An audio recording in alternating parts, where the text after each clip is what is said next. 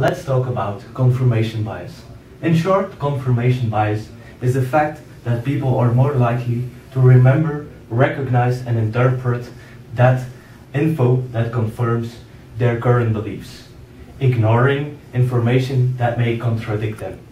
Students, because we cannot pay attention to everything in our environment, we must select a subset of things we'll pay attention to. This is selective perception. Let's illustrate this with an example. A lot of European exchange students think that there are a lot of people of Asian origin at UBC. They call it University of a Billion Chinese. I would like you to count all people of Asian origin in the next video.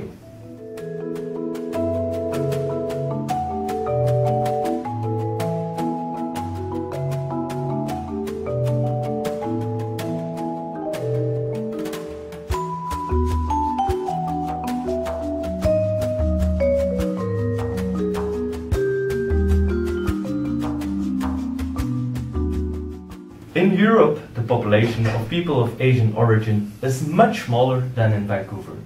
That is why European exchange students can't help to notice that there are a lot of Asians at UBC compared to a European university.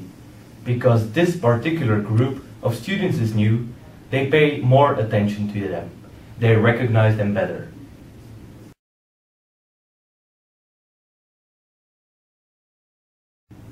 This starts a chain reaction, because now their beliefs are that the majority of students are of Asian origin. They notice these students even more. Now, because I told you to count all Asian students, those were the only students you paid attention to. You might thus think that it is indeed true that the majority of students at UBC are Asian. This is confirmation bias, because you were more likely to recognize the students of Asian origin like the Europeans. Let's watch the video again, this time keeping score of all Asian and non-Asian students. By the way, did you see the banana? This is also selective perception.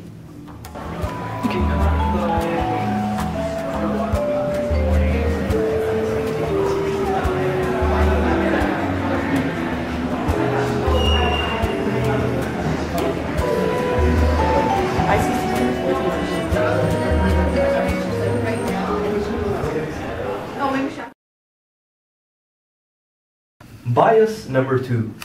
It rains a lot in Vancouver. Whenever the sun isn't shining, people of Vancouver tend to think it's going to rain, so they wear rain boots and carry umbrellas. This can be related to confirmation bias. When thinking about the weather in Vancouver, people tend to only remember the days that they went out wearing rain boots or umbrellas, even if it wasn't a rainy day, confirming the idea that it rains a lot. So whenever they see a grey sky, they expect rain, so they bring their umbrella along. This reinforces their bias even more. Another reinforcing factor playing a role in overestimating rainy days is the fact that people keep being reminded of the amounts of rain that are supposed to fall.